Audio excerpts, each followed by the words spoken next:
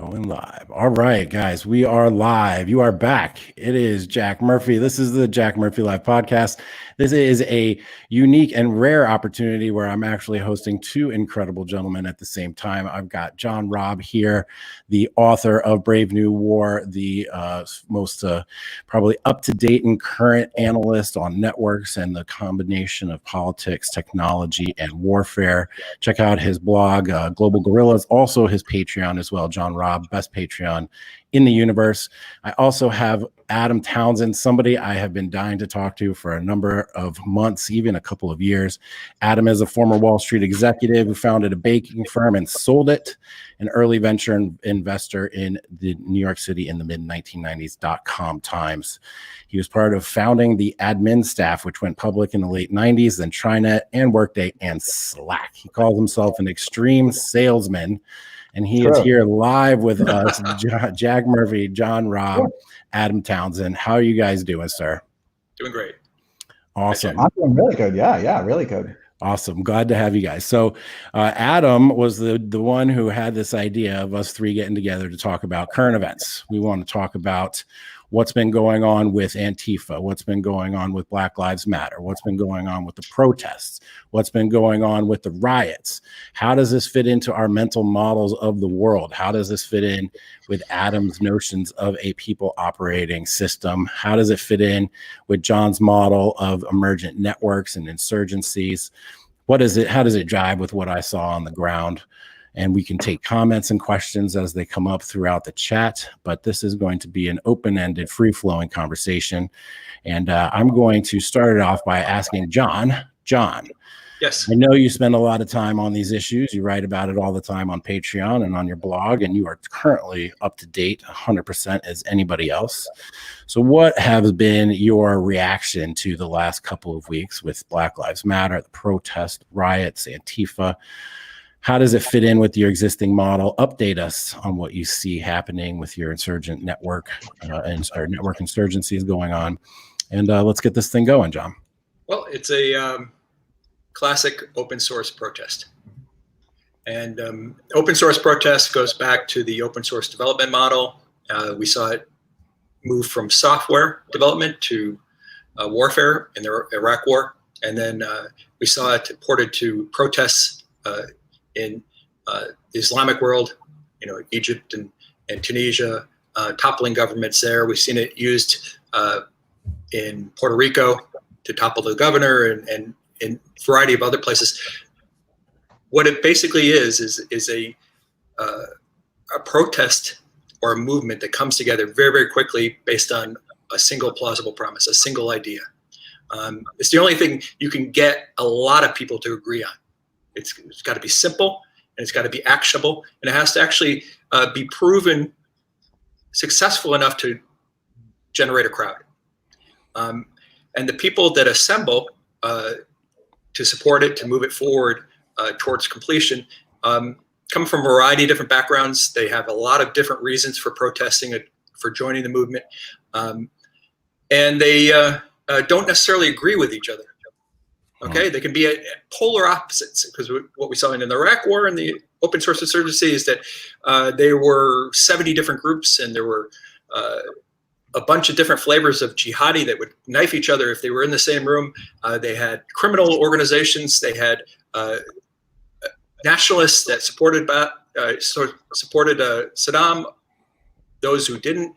And the same thing we saw there is something that we're seeing now in this protest, is that everybody who wanted to protest Trump and wanted to protest the current environment used this as a way of doing that, and they all joined. And anyone who was interested in destabilizing the United States joined in also.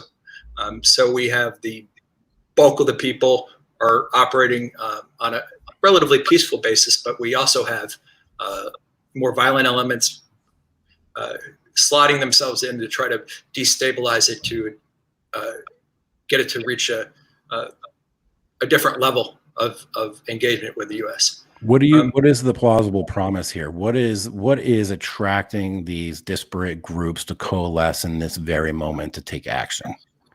Yeah, I'm seeing a lot of moral elements in this one. what seems to be the basis of this is that it's equalizing the power relationship between the police and the populace, defanging the police, making them less effective at calling a protest or being able to exert power from the establishment or those who are in charge.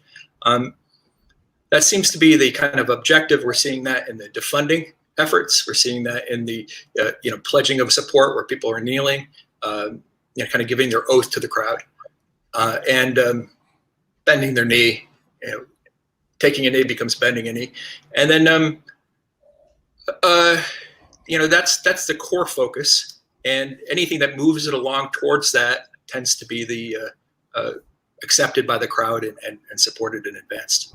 Do you think that is the goal, or that is an intermediate goal, the equalizing the power between the people and the police? Is that the end destination, or is this just like a hop on the way to the long range destination? And if so, what do you think that might be? Well, for this protest, that is the end destination. Okay. So, as soon as that dissolves, as soon as that either forks too much that it becomes diffuse and ineffective, or achieves a relative success in that it causes a lot of defunding events, a lot of reorganizations in police departments, forcing police into a defensive crouch so they don't engage with crowds, they don't take action when they see street crime or property crime, like we're seeing in some states, then it will fall apart, and then there has to be another reason for the open source protest to come together. Open source is very, this kind of open source movement protest is very good at rapid mobilization. Look at this. What other protests could go to 2,800 different cities around the world in a matter of days? It's an organizational feat that just can't be matched in using other organizational methodologies, and the tens of millions of people that showed up to support it.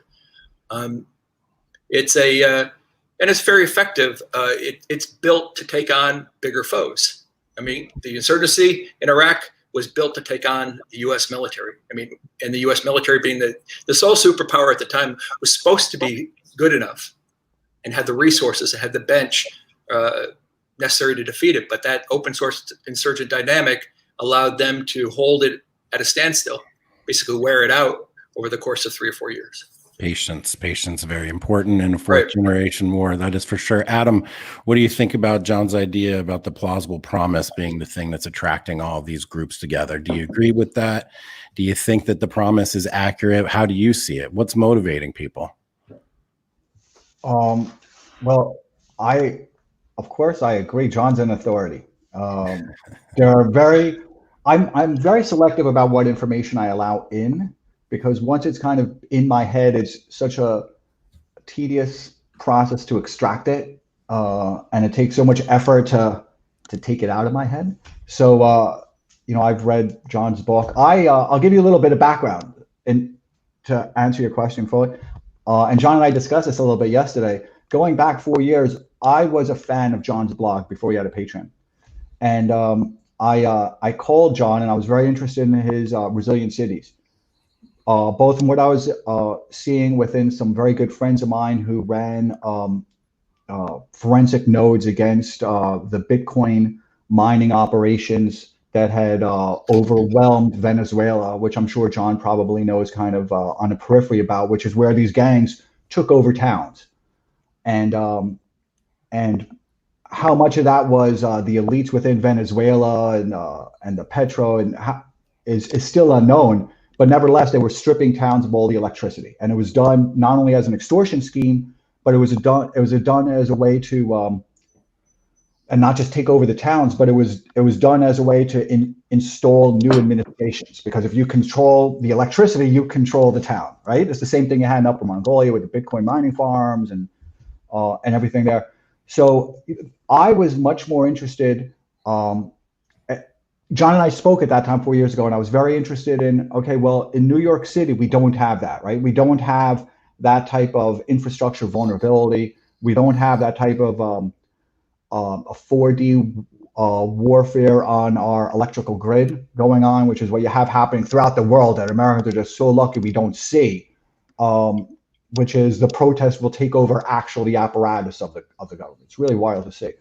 So I was very interested, and John will probably recall this because we refreshed our memories on it yesterday. I said, well, how will this exhibit itself within New York? And if it does become this kind of a system, this type of open warfare system that John, elegantly has described throughout his career, then how can we respond to that? And I was very interested. I anticipated the crises we were going through now, at least, not with its severity, right, and not with as much operational support as they've been given by media and everything else. But I certainly saw that this was the way it was going. So I reached out to John 4 years ago and I said, well, John, when this comes to America in this form, how can we respond? And locally within New York, where I know everybody, I know all the politicians, I know all the power elite, I know everything. What's our best way of responding to it in a healthy way? I live here, and how can I kind of mitigate all the agitation and everything else, both politically, and do I just pack up and move? I saw it was coming on, and I said, do I just get the heck out of New York and hopefully I can outrun the mob? So John's an expert. I defer to John. Long-winded way of saying I defer to John. John knows what he's talking about, whatever he says. Well, it's hard to argue with that, I guess. John, one of the things that I was wondering about, you mentioned the phrase fork the insurgency. I'm slightly familiar with that when it comes to like crypto and blockchain events and things like that. I'm not an expert on it by any means whatsoever, but I do understand what you mean by fork the insurgency in a sense of like splitting these groups away from their the goal that they've coalesced around. How have you seen maybe that playing out? Is it playing out? Do you anticipate it playing out? If not, is there something that you could suggest if you were in such a position to make advice about how to fork an insurgency like this and how to split the groups? Yeah, a fork is what happens to an open source movement when a smaller group decides to pursue a different goal, and they convince enough of those people who are formerly participating in the bigger movement to come with them. And it can also have kind of larger effects, like for instance in the Iraq War, and the reason why we were able to wrap it up to a certain degree is that a subsection of the Iraqi insurgency decided to blow up the Golden Mosque, and that incident caused the Shia militias to start ethnic cleansing in Baghdad. And that, massive militias walking through the town, taking out neighborhood after neighborhood. And that put the tribal elements that were working as part of the and the neighborhood in Baghdad at risk. They were fighting both the United States and these massive Shia militias, and that caused them to give up. They ended up cutting a deal with the U.S. for protection. And luckily, we're able to see the signal and actually see it. Because I wrote an article, op-ed in '95 in the New York Times that basically said, this is how you solve it. Get the Shia militias to start doing something like this. It's a horrible way of doing it, but it was a way of running it to conclusion. So 3 years later, that's exactly what happened, but by chance. So in this case, what's going on and what's potentially forking it? Things like we saw with Occupy, okay, where people start making lists of demands that are, a mile long. They have, laundry lists, and they start to move off in all these different directions, and their demands of the local city councils and the demands of this or that become so onerous that people just don't take them seriously, and people argue over it, and they start dispersing from the movement. We see a little bit of that with the TAZ. I call it they call it the CHAZ, that temporary autonomous zone in Seattle. It has a different motive. It's not necessarily geared towards the plausible promise of this protest. They're taking it in a different direction, and that's a fork. And it's almost a way to de-escalate an open source protest is allow it to fork like that. Allow it to get off topic and soak up their energies and start squabbling internally, and that internal squabble becomes enough to shatter it and shatter the movement. One thing I've noticed about the guys in Chaz and Adam, I'm going to ask you, who do you think these people are in just a minute? One thing I've noticed about the Chaz fork, which is a good way of calling it now, is that they went from operating in a 4G space to basically going back to like trench warfare. They're like, now we have a perimeter. We must defend the perimeter. And it's like they're standing in a line with a gun against people trying to get in or out of where they are. And that doesn't seem to me to be in line with like an insurgency, a 4G insurgency in this context. It seems to be sort of an error that was made on the ground, at least from my perspective. And it is fascinating to see how the thing can splinter apart. And if somebody wanted to splinter it apart, it sounds to me like one option would be to like float unreasonable demands, try to make them look like they're coming from the insurgency group, try to just sort of make them look absurd or make things as crazy as possible to make people lose interest. It's interesting to think who's actually following along. And this is something I really want to explore. Like, Adam, who do you think the people are in the protests? Who do you think the people are rioting? Who do you think the people are in Chaz? Are they the same? Are they different? Is it is it sneakier than we think? Is it as obvious as they're saying? Like, what do you think, Adam? Do I also get to ask John questions? Because I've got follow-up questions to what John just said. Do it, man. Go for it, Adam. So it's interesting because I'm watching the Raz, the Warlord. It's awesome. The whole thing is insane.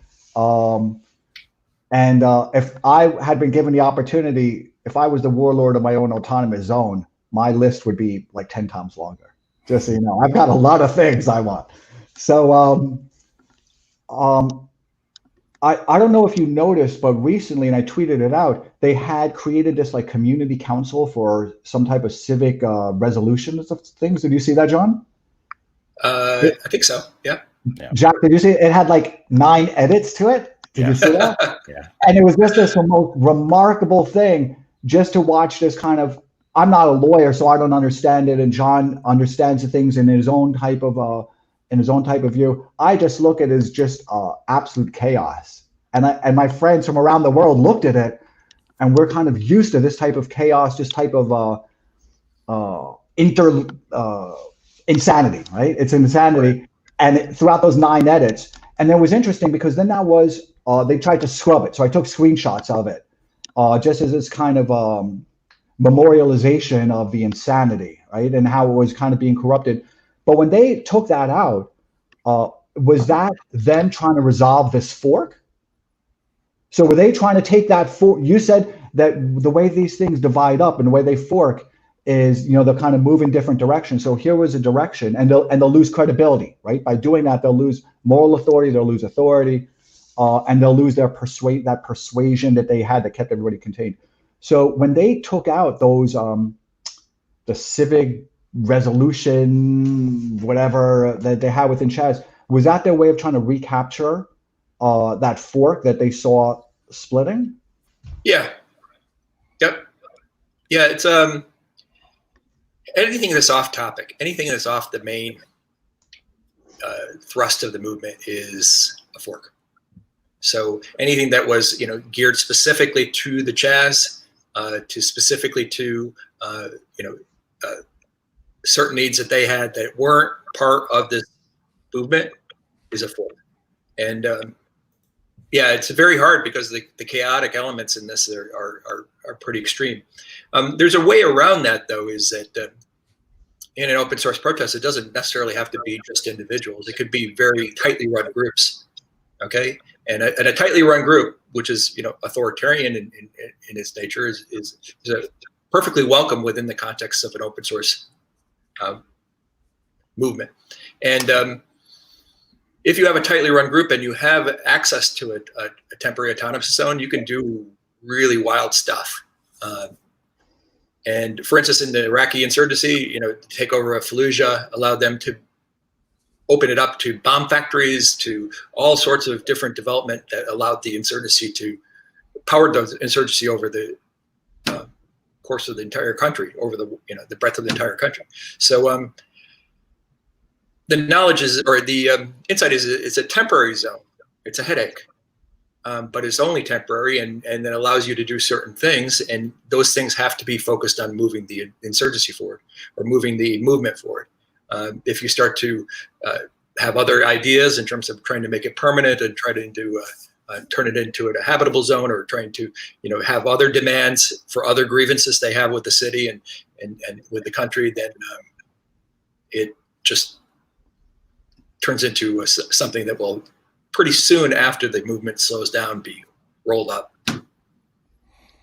Right. Like the original list of demands from Black Lives Matter didn't include creating autonomous zones in the middle of our major cities, right? So it's a little bit of a distraction. And this thing that Adam's referencing, I think the acronym was CRAC, C-A-R-K, something about a council and resolution or something. And what he's referencing is the fact that they said, okay, we're going to have 5 people on this council. None of them are going to be white dudes. They're going to be this, that, and other. And then the next edit was like, okay, well, you forgot about this, the disabled green person from this part of the country. Okay, we got to do that. And they went through the whole intersectional slicing and dicing of every oppressed group. And they're like, oh crap, we got to get even more people. Oh, we need even more people. And before you know it, they went from like 4 or 5 to like 12 different people. And it just, the absurdity of watching it happen sort of in real time was actually a great demonstration to see intersectionality in action, intersectionality in the wild, sort of how it works and how impossible it is to use it as a basis for social cohesion or the foundation of any future society, which is, I think, the goal.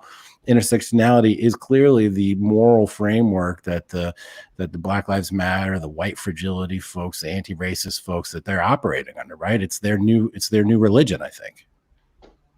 Well, so let me kind of intrude within it here, because I'm less interested in kind of the driving ideology, because I don't think that's particularly coherent, right? I mean, there's no, my family were World War II vets, and the history of the civil rights movement was how much that experience, and John, I'm sure, will know a lot more, and other people who are vets will know a lot more kind of the history of this and a historical record. But from my own studies, which are fairly extensive, I read all the Taylor Branch books, and my own family, which became academic in this, is that kind of Black and Jews uniting and the South uniting, and this kind of conversion and transformation of the Southern Church that occurred after World War II when everybody came back from war.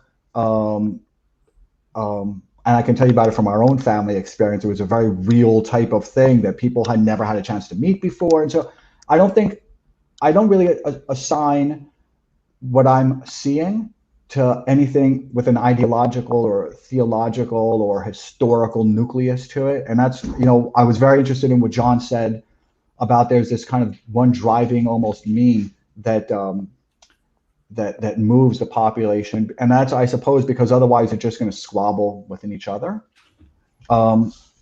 So I'm less interested in that and its intersectionality. I thought that CRAC thing was very interesting, also because if you did the math at the end of it, they had divided initially they had divided Asians up kind of monolithically.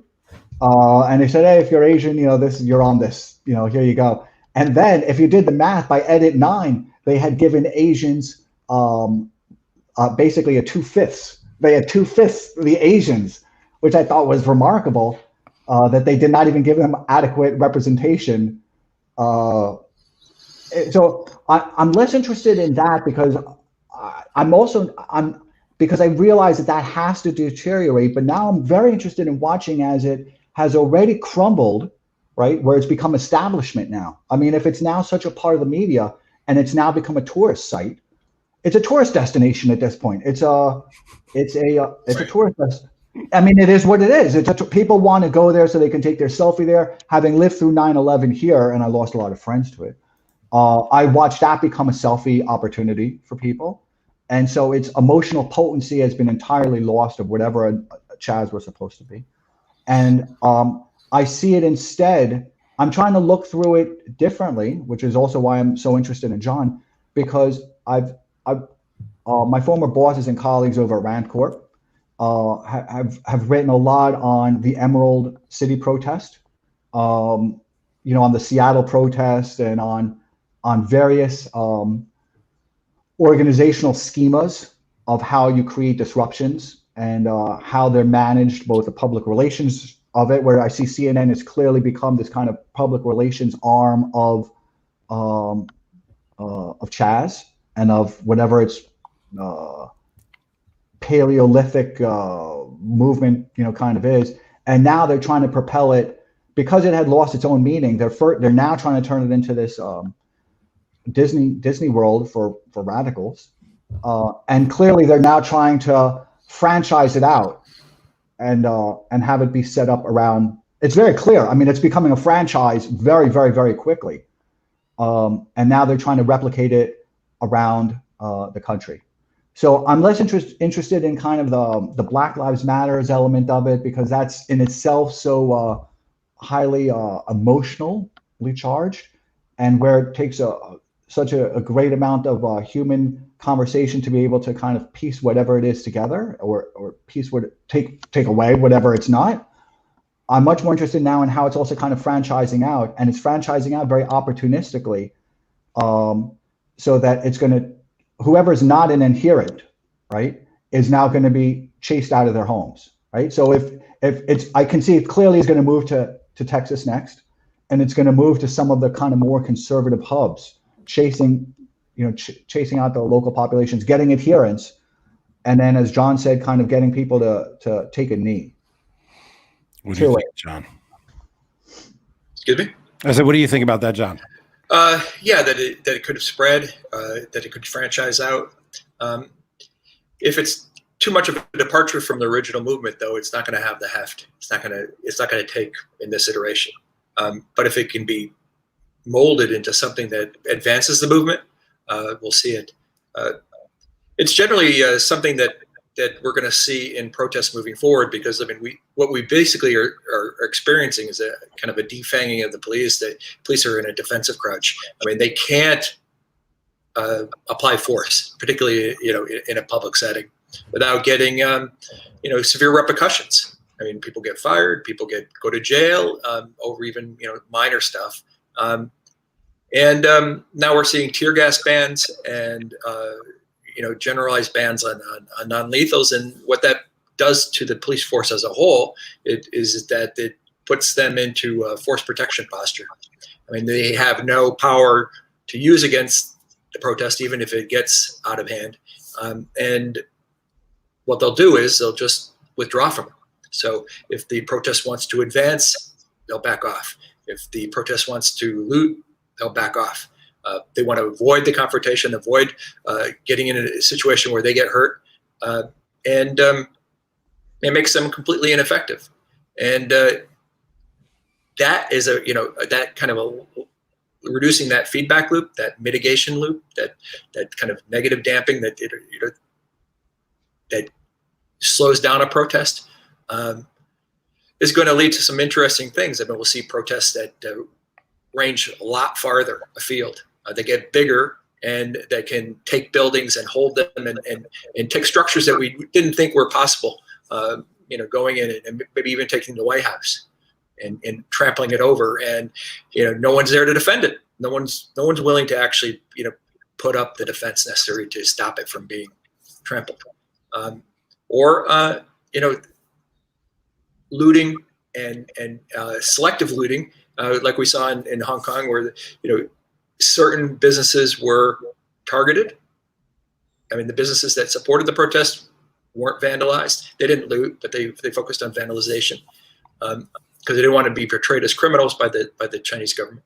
And then the other businesses that supported the Chinese government, that had done backroom deals or part of a national chain, were targeted, like banks and the like, and they were often gutted. So we can see that here in the States, where there's kind of a selective kind of pressure. There's a word I like to use. It's called alignment. There's a lot of what we're seeing in networks is in network warfare is forcing alignment, forcing people to support and face in the same direction as the network. If the government controls the network, like China, they're forcing corporations and individuals to align themselves, to publicly align themselves and do so on an ongoing basis, not just domestically but globally. And that what we're seeing with a lot of these movements online is they're trying to force that same alignment, forcing people to kind of in their public actions and their behaviors express support or continue to give credibility to the unit or to the protest and the like. So that's my thinking on it. I've seen so much, Adam. I'm just sorry, I could jump right in real quick for a second. I've seen so much of this forced alignment happening everywhere. All of the corporations forced to send over hundreds of millions of dollars, in some case like $1 billion. Where's all that money going? It's a very good question. Who's going to account for that? That'll be funny. There's been forced alignment when the Anti-Defamation League sends out reading lists to the PTAs across the country with white fragility and anti-racism at the top of the list, injecting them directly into our students' lives, bypassing the parents, sending it to the schools, putting it into their curricula, doing these like community meetings that they have every week at some schools where they talk about these issues. They ask these kids to explore and sit with their racism, et cetera, et cetera. So there is this forced alignment happening on all fronts. And later, I do want to circle back to sort of the display of force and how that impacted what I saw on the ground in terms of the rioters. But Adam, you've got something you wanted to say on that subject. Go for it. Yeah. Well, and let me just go backwards a little bit. After what you said, I don't know anything about I don't know a lot about kind of the social language that you've used. So, I can't say that I've observed, agree, or disagree with any of them, okay? Just because I don't know what these things are. Honestly, I just don't know what these things are. The terminology, whether I don't have an opinion on, I'm just not informed on anything. So I just want to kind of, just kind of give some framework for that is just not what I'm, I don't know, I'm just not involved in these little kind of social, kind of small issues, even though I understand they have greater implications. When I see Chaz, though,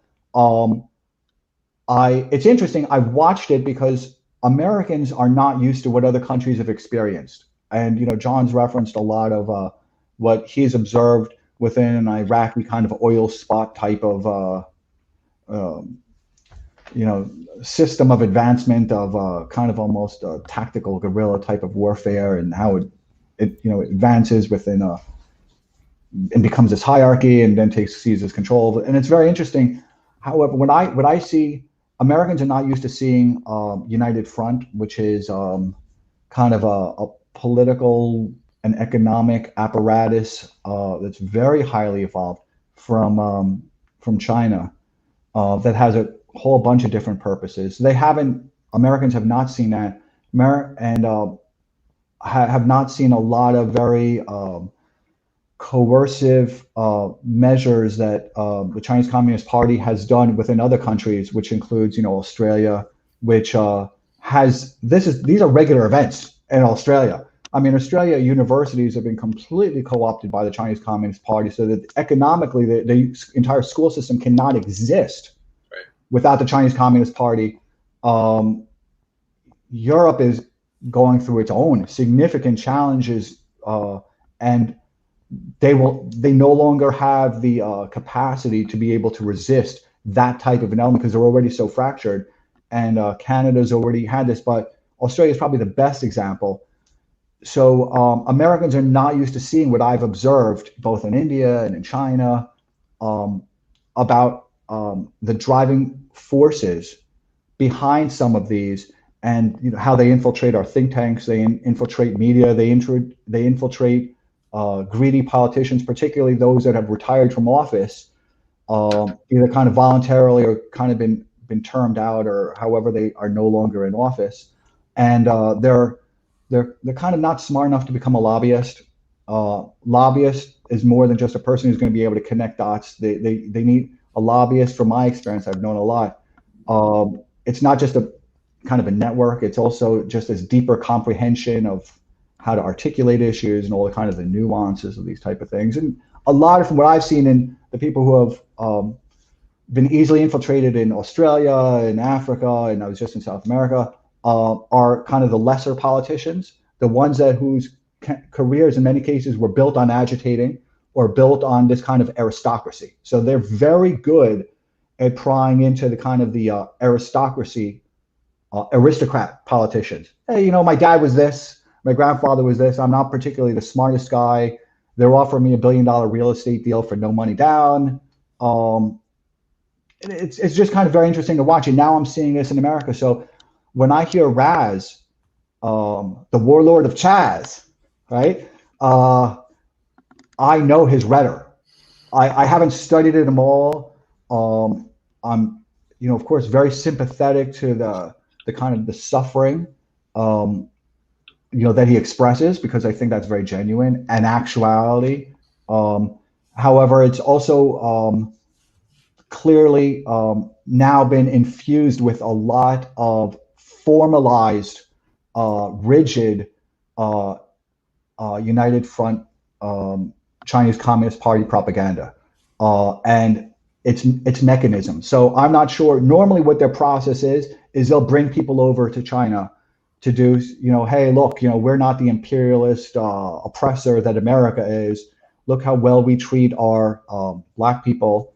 Look how well we treat our economically disadvantaged. And China is very good at giving Americans tours. China is incredibly good at giving Westerners tours.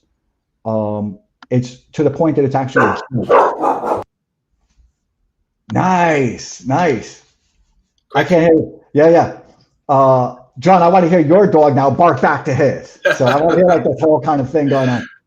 So it's interesting because clearly he's been trained, and I can see that.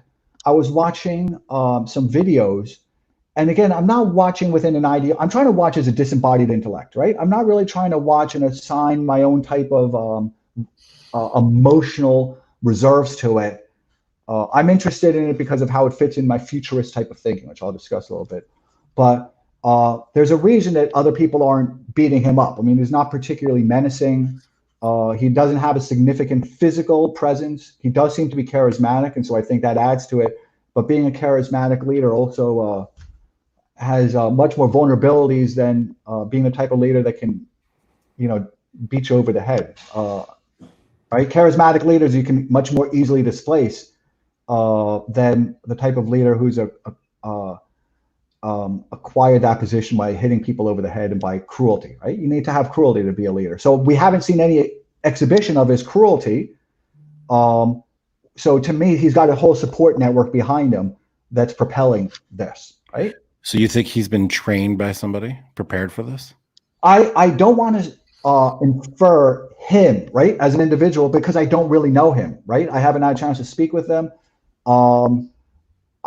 I don't know. I can only tell you what I've observed, right? And I'm not talking about the cause that he expresses and or his talents, because clearly he is a very charismatic person, seems to be very relatable. He has an intimate, the little videos I've seen of him, there's a lot of intimacy, right? People like talking with him, and that they're not just kind of granting him authority. He naturally does have some authority in his interactions with people, but that's what I've observed also is that when I've seen him in physical confrontation places where he's wildly outnumbered and he's around kind of a mob that's out of his own control, because that's kind of what John described as a, you know, the group only works as long as it's not fractured. But the second that you have a lot of human interactions going on, it's going to get fractured, right?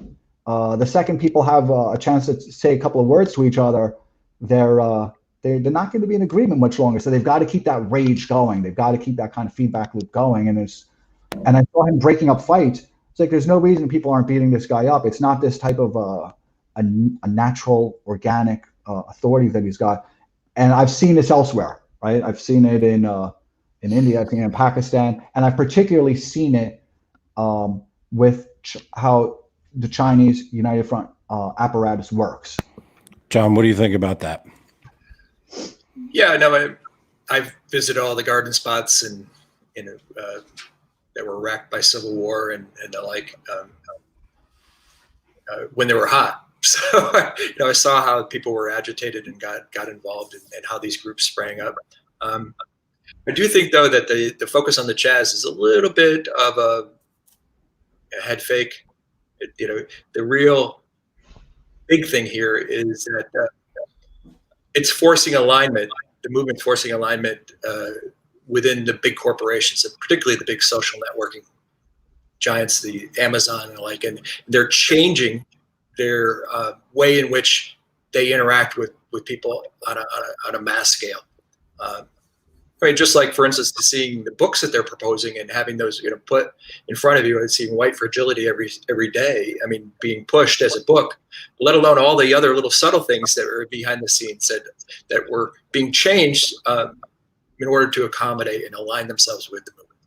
And when you're talking about changing things on a national scale, that kind of power consolidation is key. I don't see this as a revolutionary movement on the whole. I see it as a consolidation of power for the dominant, and that this is not about challenging the people in power. It's consolidating the power in a way that will allow them to exclude people like Trump and others from power, and do it in a repeatable way.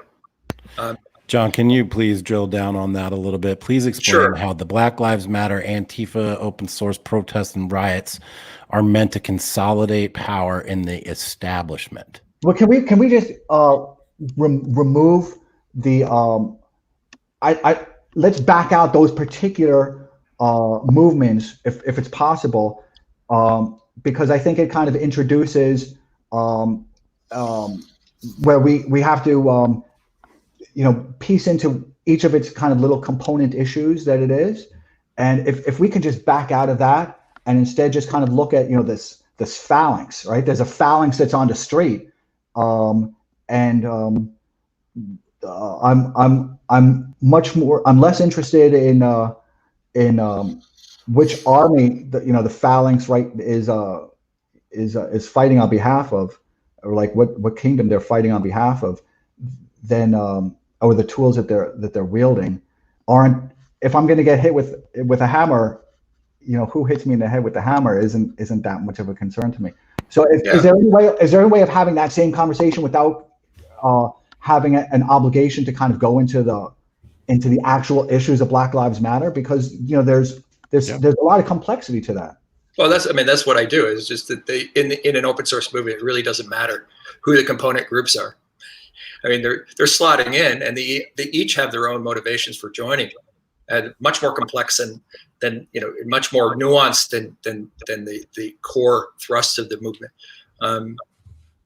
But they're all part of a larger dominant consensus in the country that clearly, I mean, looking at the support for the protests, even when bad behavior was in evidence, and through the looting and all in many major metropolitan areas, shows that it is the dominant. It is kind of a dominant movement, and getting most politicians to align with that, getting cities to flip on it quickly, to get all the companies to express support and make changes to how they behave en masse, to get the big social networks that get inside our head, that are sitting in between each other, all of us.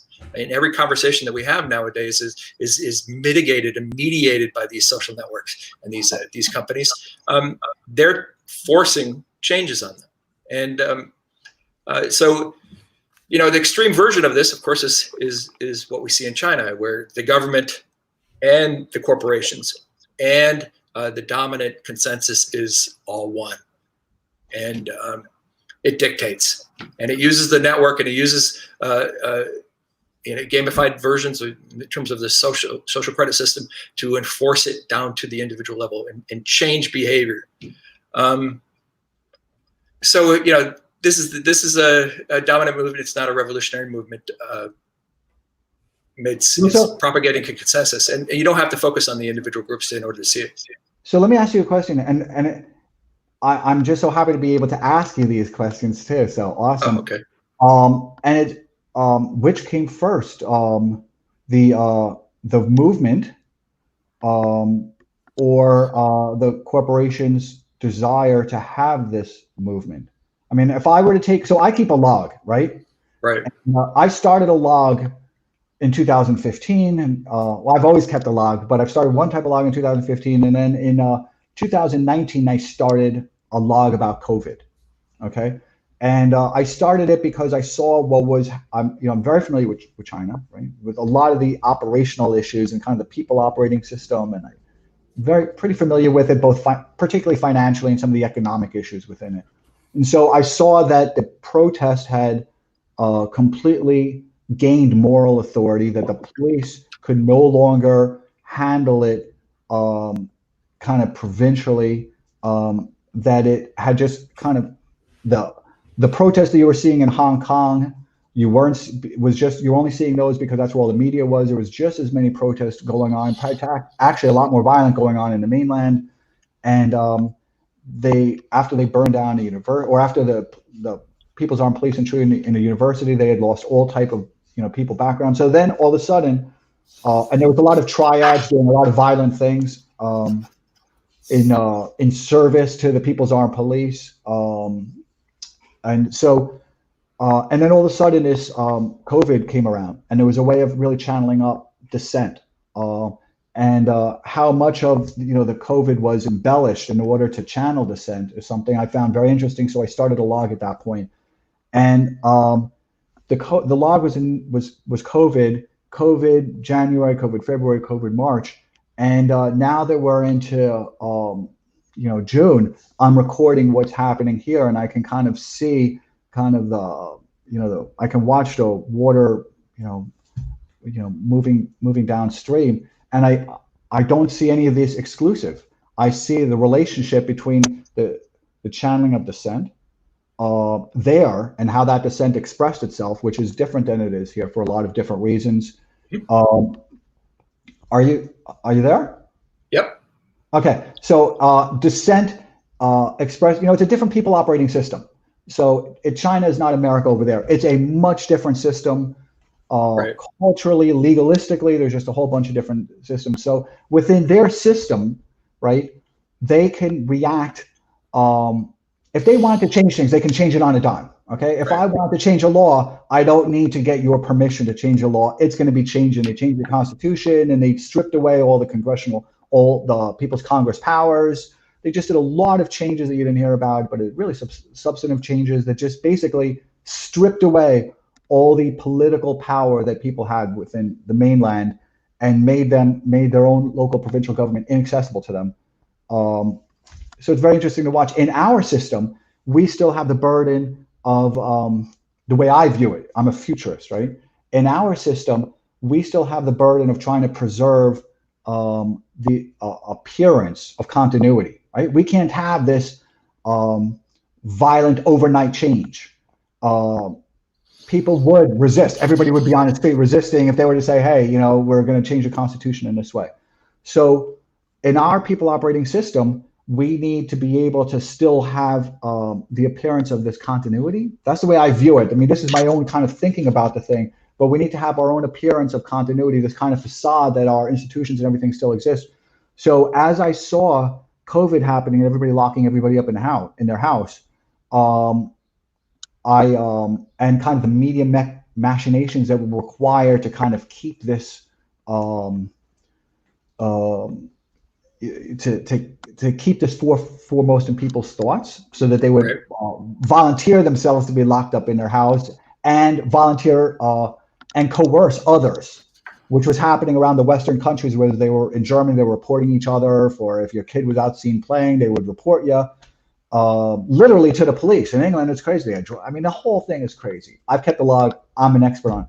So, as we saw COVID beginning to die down, not just in terms of the actual number of reported cases, in terms of the reported deaths, we saw the cases going up, but we saw it being somewhat commensurate with the number of tests that were out there. All right. So we weren't seeing anything. Yeah, there was one little other factor there, though. It took us 2-3 months to figure out how to sequester or the people most vulnerable, to actually protect them well. So if you look in Florida, you'll see the cases going up among the younger people, under 50s, and going down for the older people. But we've learned how to actually protect. So if we had that ability at the get-go, this would have blown through. I mean, it would have been a no-brainer, but it took months. Wait, hold on. Can I ask you something? Yeah. How do you know that? I mean, you're making a pretty strong statement as though I have to accept it because it's fact. You're saying if we had known, then this would have occurred. Why do I have to accept what you say? No, it's a learning process in terms of how to figure out how to properly protect people in rest homes, how to properly protect people who are most vulnerable. It wasn't something that you could do out of the box. The UK tried it. I mean, they said, okay, let's try to figure out a way to sequester these people, these vulnerable populations, which in the US is huge. I mean, 37% of our population was vulnerable to the virus. It wasn't something you could do as an initial strategy before a pandemic. It's something you had to learn how to do. And you know, we made the big lie going on today, and we always end up into these big kind of delegitimizing lies, is that no politician is out there saying, okay, we're willing to accept a couple thousand people dead a day. We basically are allowing communicable cancer or heart disease on that level, but we're going to try to keep it contained within that so we can continue to have our lives. We're willing to accept that. I mean, that's the policy. That's the de facto policy, but nobody's up there saying, okay, this is what we're willing to do. And that we're still kind of giving most politicians are giving a head nod to eradicating it through measures or ignoring it, like it doesn't even exist. So it's like a weird kind of hyper-normalization kind of thing going on here that it's very confusing to people. Well, so okay, but I want to go backwards because again, I have to accept your assumptions, which I don't. Oh, okay. Let me go back to kind of the inception of it, because I've chronicled. I mean, I've archived all of this, and so your assumption is that there's so many of them that are built within that it would be hard for me even just to do kind of the forensics on it, because the entire thing is built upon an assumption, and then it's kind of like this bubble theory of assumptions that I've got to have some agreement with. Yeah. Okay, so I won't do that. Okay, what I will say is let's just stick with what the actual facts are, the absolute facts, something that corresponds with true, right? Okay. So December, January, massive protests in Hong Kong. All right. For the last 2 years, 3 years, massive protests in Europe about the yellow vest, and about in Germany all the taxes, and about the Catalan separatists. In Greece about immigration, and they're still pissed off about the austerity measures, and rightfully so, and about the Deutsche Bank bailout that they were forced to do, and about kind of this EU kind of political administrative quagmires that it finds himself in with Brexit, and how to kind of properly fund different things, and at the same time how to distribute it. There's just a lot of protests going on. So what we do know for fact is that in January, in December and January, there were protests going on throughout the world. Right. Can we agree that that's one fact? Oh yeah, no, I see where you're going with this. Can I I think I do. Okay. Because it's right on. You're exactly right in what you're saying. But do you mind if I just take one little break? I've been drinking coffee all morning. Yeah, no problem. Go for it, Adam. Keep going here. Roll with it. Here's awesome. I drink about 2 gallons of water a day. So in advance of this, I couldn't drink any water last night. We're live, Adam. We're live. Keep rolling on subject. But it is. It's true. I'm craving water is what I'm really trying to say. So it's interesting because I'm going to wait for him to get back. But in any event, it's interesting because, again, I still have to accept the assumption, which I don't want to do. So what is the assumption? Let me write it down. Okay, that had we had that the information that we obtained along the way became the data sets were becoming better and better, so we could observe more in real time measures that could be taken to sequester older people and to save lives and to do this, and so the assumption that I have to agree with is first that the information was pristine, or even that the data that we were being provided was true. I mean, things have to correspond with fact, and I don't think that they ever were. So I think we first have to get an agreement on the quantitative and qualitative aspects of the information that we were provided. If we can't get agreement on that, then how can I agree with John's statement that we learned how to sequester old people to save their lives, and also how to keep young people alive? I mean, it's one has to kind of sequentially build upon the other. Yeah, I think for me, the most important data point in all the corona stuff is just deaths, right? Like all the other issues are what they are. Okay, so can I stop you there? Can I stop you there? Sure.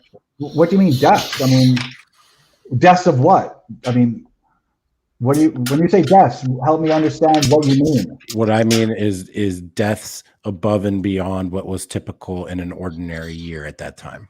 Thanks, guys. Okay.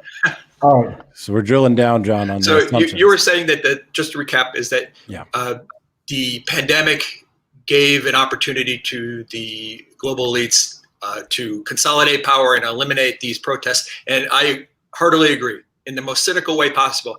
The pandemic allowed a consolidation of power on a global scale that we haven't seen. No, I didn't say that. I didn't say that. You didn't say it? Okay. No. I mean, that's a part of what I said. I mean, first we have to also agree on what pandemic is, right? Because pandemic actually did not have an adequate definition. I mean, this happened before in 2009 with the swine flu, H1N1 swine flu. And at that time, there actually wasn't an operable definition of pandemic. Pandemic is just a term like flatten the curve or something else that's thrown into a vernacular that has no science, significant science meaning to it, but it's something that's nice for people to say. But particularly at that time where pandemic was inadequately defined. So we still haven't figured out or come to an agreement about what this pandemic was, how we were observing the pandemic, and was the information that we were given, the data, truthful? And so is the information that we have calculated and are now formulating this discussion upon sincere? Was it authentic information? So let's go back to December, January then. So December, January, there were all these riots going on. Then in January, it was actually December, but let's just state January because that's the timeline that most people have. We saw the videos on Twitter, which all of us have a life on Twitter, of people in China dropping dead, okay? Spontaneously combusting on the street, basically, from COVID. Now, I'm pretty familiar with China. I knew that wasn't possible, right? I know how videos leak out of China, and I know how they're not gonna leak out of China. And if they were to leak out of China, the difficulty that they would have finding a viewer, especially on Twitter and social media, which is very responsive to discourse power of China. So now in January, we see these videos. Now we're beginning to call something a pandemic, right? We're saying it's going to jump over a little bit. And there really wasn't a lot of deaths, right? There just wasn't a lot of morbidity attached to it. Then we heard a lot about Italy, if you guys remember Italy. So Italy was January, February. A system that was already had a lot of difficulties. And that it was operating well over capacity. It had been underfunded for a long time, and it had a very unhealthy older population. So then around March 11th, we started hearing a lot of buzz about it. Angela Merkel comes out with a speech, March 11th. March 11th, Tom Hanks. I was just discussing this with a few journalists over the last few days. March 11th, Angela Merkel comes out with a speech saying that this is Germany's World War II moment. Okay, that was the language she used. This is the war on. Okay, so I get very worried about things that are described as the war on, but that's the language she used. It's also the language Trump used, incidentally, and a lot of other politicians have used. So Tom Hanks, Angela Merkel, and the NBA all use this same on the same day. We're in all the newspapers everywhere. Okay, all about COVID. Tom Hanks had exposure to it, he said. NBA player had exposure to it. So March 11th is also, or early March is also when Neil Ferguson came out with a very flawed report. Are you familiar with that, John? Yeah, I read it. Okay, yeah. Well, when you say you read it, what do you mean you read it? I read the report. How much of the report did you read? The whole thing. Okay. Did you have a chance to interrogate any of that report? Yeah, I looked at it. It was being portrayed really strangely in the media, and the things that they were pulling up and the claims that were being made were really off. Because if you really looked at it, at least from my reading of it, is that if you applied various social distancing techniques and you could achieve the same thing that you would get from a full lockdown. And what they were saying, they were taking that report and saying, hey, this is a reason why you shouldn't use these techniques and that we need a lockdown, which was exactly opposite of what the report actually said.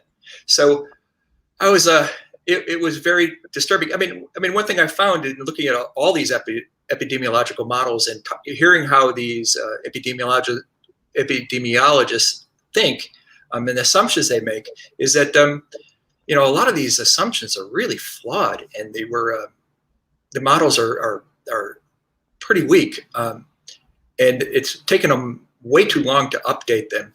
But you still can tease information out of them if you understand where the flaws are. Okay, so can I interrupt you there? Yeah. When you say you can tease information, well, first, I mean, I'm not good at pronouncing these things. I have a little bit of a list. So epidemiologist or whatever they are. Epidemiologist, yeah. Yeah, got it.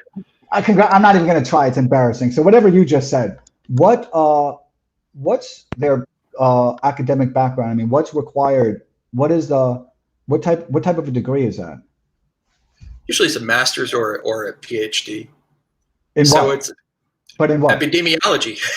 Yeah, Okay. It's a study of infectious diseases and on a population scale. Are you sure of that? Are you sure of that? No, my sister's an epidemiologist. Okay, she's an but are you sure that that's a qualification required of one? Well, actually, the interesting thing is that we saw a lot of people writing papers and making pronouncements on this that came from a variety of different backgrounds. So we see physicists, we see statisticians, we see people who are involved in general health. I mean, the volume of data being produced, and the volume of studies, and the volume of information,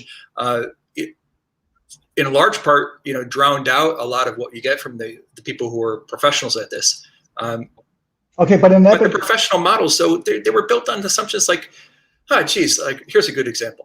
That if you have voluntary social distancing requirements and recommendations, that only 10% of the population would follow. But hold on, John, we got to go backwards. It didn't happen. But we haven't agreed on what an whatever that is. Epidemiologist is. Okay, yeah. And you have an advantage on me because your sister is one, so you're just used to saying it around the dinner table. I've said it 5 times in my life. Okay, I'd have to stay at home and practice in front of a mirror to be able to say the thing. So, but what is the academic requirements to be an I mean, can you go out there tomorrow and say that you are one of those? Can you do that? Why not? It's a degree requirement. You get a degree in epidemiology. Are you sure of that? Yeah. Okay, so you're sure that in order to do that, I don't need some other type of, I can't just self-proclaim if I have an academic background in, let's say, computer modeling, data sets. No, that's not stopping people from actually making pronouncements and doing studies and claiming insight into the pandemic. I mean, we have very, very few examples of pandemics at this scale that really let people dive into building models for it. And this one was unique. And okay, so hold on. Neil Ferguson, was he, by the definition that you feel is kind of the threshold, right? Was he, perhaps a degree, an advanced degree in virology or infectiology? Was he any of those? I don't know. I mean, it was a model. It was a model that you could either take the assumptions as valuable or you're not. I mean, but you want me to agree? Because this is an important point. Because when we're talking about this, it's really my question to you: is you want me to agree with the deaths that how successful we've been sequestering or not sequestering, or what we've learned along the way? But now even just going to the beginning of this, we're looking at a report from a person who, by the rigid definition that you would like, right, the most authoritative one, which is some type of a degree in virology or infectiology, he is none of those things. That's not what he is. That's not what he is. I mean, that's not what he is. So I don't want to agree to anybody, to anybody's further argument. I think it's a dangerous thing. I mean, I want to agree because I'm an agreeable type of guy, but I fear being in agreement with something that originated with a report that was not from an authoritative source that was presented as such. And initially, Angela Merkel, which, I mean, you obviously picked up on, she said that something like 200 million Americans were going to get infected, and there would be a 2.2 million possible people dying of COVID. Well, I don't think that actually those okay. In general, we have a terrible way of communicating information in this country, and the bureaucracies, the health bureaucracy, proved totally incompetent in terms of coordinating their behavior, planning in this instance, and as well as the financial bureaucracy did in the financial crisis, and the foreign policy and military communities totally flubbed the Iraq War and the response to 9/11. And we're seeing that again and again, that these bureaucracies that we built, that we've invested in, that all these millions of people that we've paid incredible amounts of money to and given respect to, can't generate high quality decision making anymore. And it's resulting in this environment. And we see projections being purposely hyped. We see people saying, like the CDC, it's saying that masks don't work. Okay, but John, back in March, because it is the noble lie to say, right, is that they're misleading people because they didn't want them going out and buying masks. I mean, that's just incredibly stupid thing. I mean, there's 100 years of infection control in hospitals that's built on. It's common sense.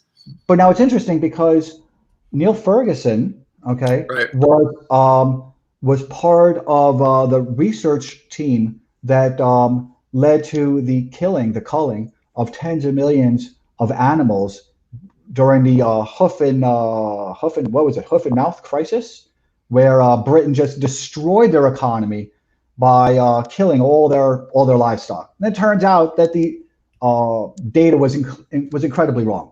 Okay, just incredibly wrong that they didn't need to kill him. Neil Ferguson. Again, bureaucracy messed up, right? Yeah, Adam, I'm gonna step in for just 1 second. I think that we're all in agreement that a million people opined on this subject. There were tech people, statisticians, epidemiologists, randos, Twitter personalities, guys with a Medium account that wrote an article that got 50 million views and seemed to have changed the whole tone and conversation. Right. It was like titled like "Why We Have to Do Something Like Right Now," and it just went everywhere.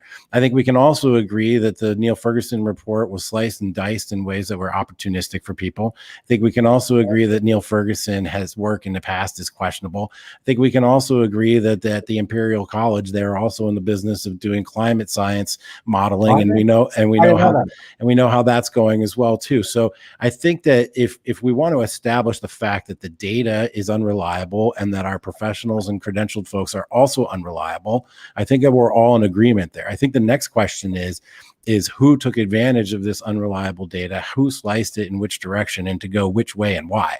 I think that's where we're headed. Is that not right, Adam? Yeah, so, and I apologize, and I hope that wasn't antagonistic. It's a subject that I'm actively like, but, and you're awesome, John. You know I'm a huge fan of yours, and it actually brings me to just the kind of the something I'm just so interested in, is how it now led off into how the media was able to get everybody sequestered for whatever reason, whether even if the intention was good or bad, or just a good or bad thing, whether or not, or whether even if we agreed or disagreed, how the media was able to get everybody locked up, right. Good cause or bad cause, and now how the media was able to allow everybody to escape essentially into like this dark city world. And now where clearly they're setting up a media narrative. So I look at it, I'm a futurist, right? Even as a kid, I'm a financial futurist. I'm always I knew as a kid the world was going to change. I said, I want to make sure I'm on the right side of the tracks, because the other side of the tracks is going to be horrible, since I was a tiny little kid. And now I I look at it as our people operating system is changing, and I look at the current social movements that are out there as the triads that the Chinese use, just as very overt physical force. I've written a lot on Twitter and in my own personal life, a lot more about China and about its social revolution and kind of the four olds and how it was rolled in.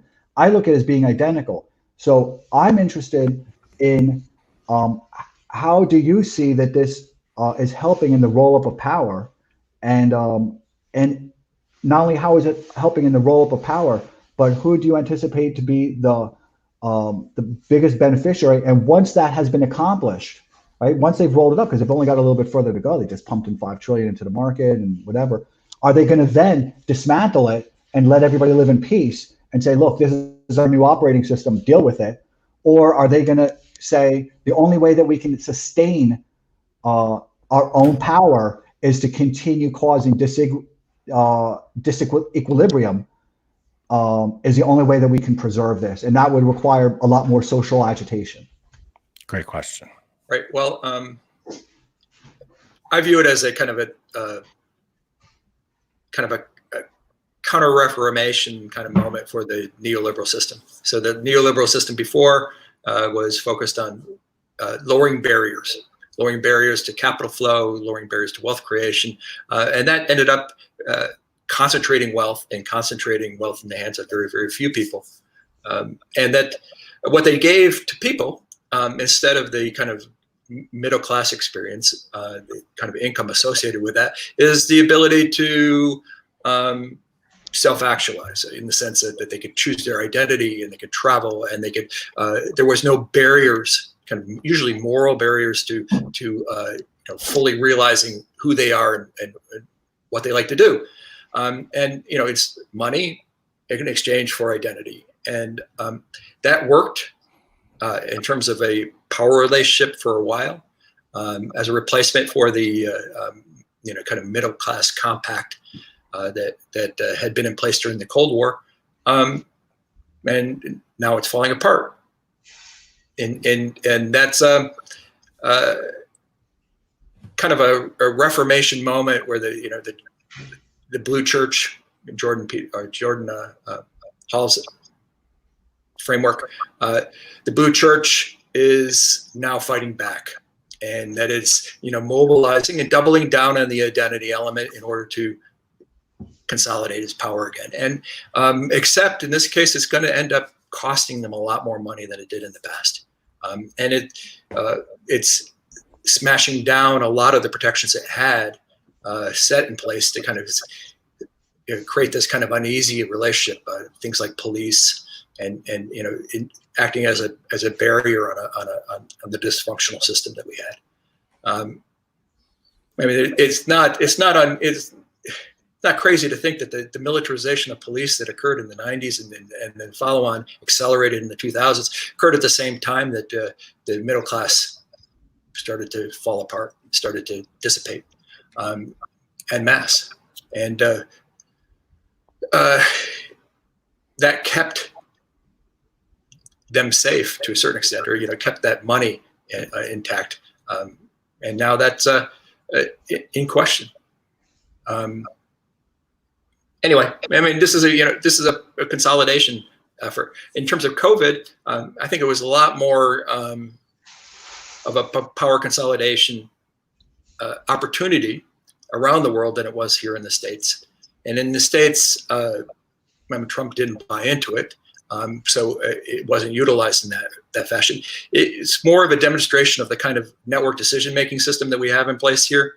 And we had a consensus movement where 60%, 70% of the population decided to do this, and the online consent preceded the news. The news is being made largely on Twitter and other places. You can actually see the reporters, the way they're processing the information, and they get on board, and then that aligns into the news.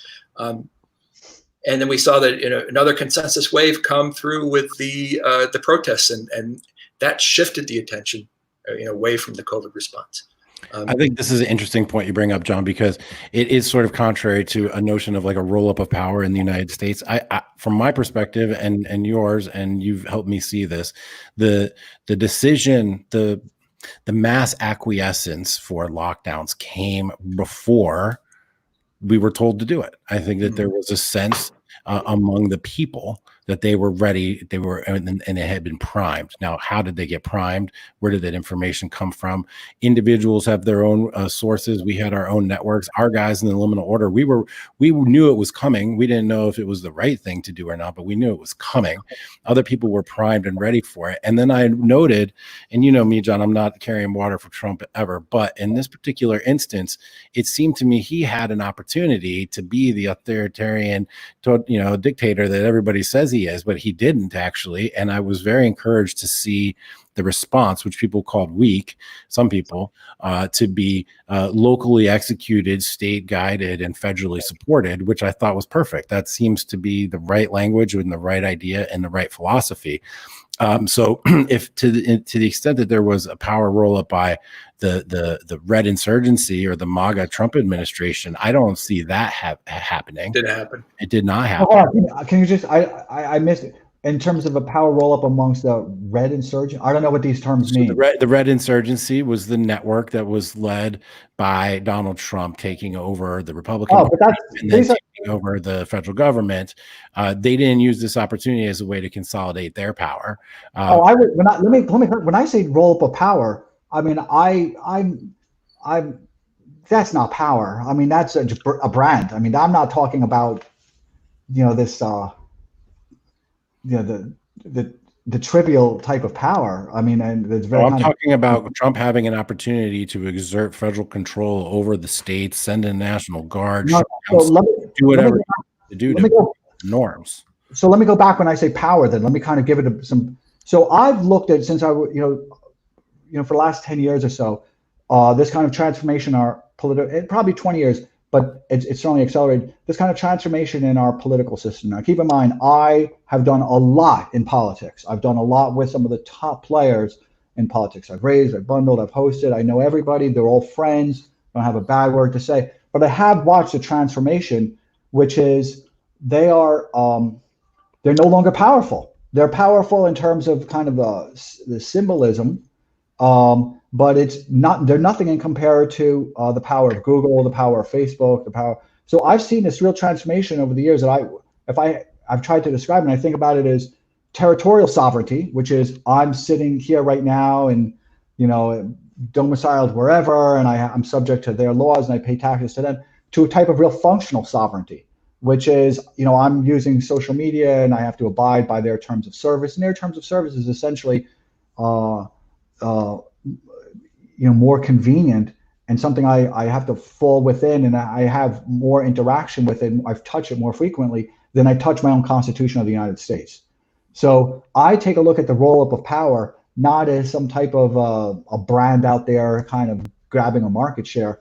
I think about it much more with economic currency and social currency, which is the transformation of our people operating system from one that was kind of a republic, and whatever a republic is, in a way kind of a decompresses a republic, to now where we're in, we've exchanged, gleefully, people have exchanged terms of service for freedom of speech. I mean, so the power elites, Google has been lobbying, Facebook has been lobbying, Amazon. These people spend tens of billions of dollars, and pharma industry lobbies tens of billions of dollars. What are they buying, right? So they have taken over the judiciary, which is why some people couldn't get indicted and this and that. And it's why they had to kind of charade Manafort or stone people I don't particularly like, nevertheless. But they had to really put them on display because it allowed to show all the people that to distract from all the people that weren't within a corrupt system. I know John on a podcast recently spoke about banking failures and why nobody went to jail and how this kind of led to a whole thing. But so I see a complete transformation of our people operating system that has happened kind of innocuous. It's not like it happened in China where they just ripped up the Constitution and they said the Chinese Communist Party Constitution now supersedes that of the People's Republic of China Constitution, which is effectively what happened, right? And in doing so, they stripped all the provincials and they said, screw it. You don't like Z, I'll tell you where you can go.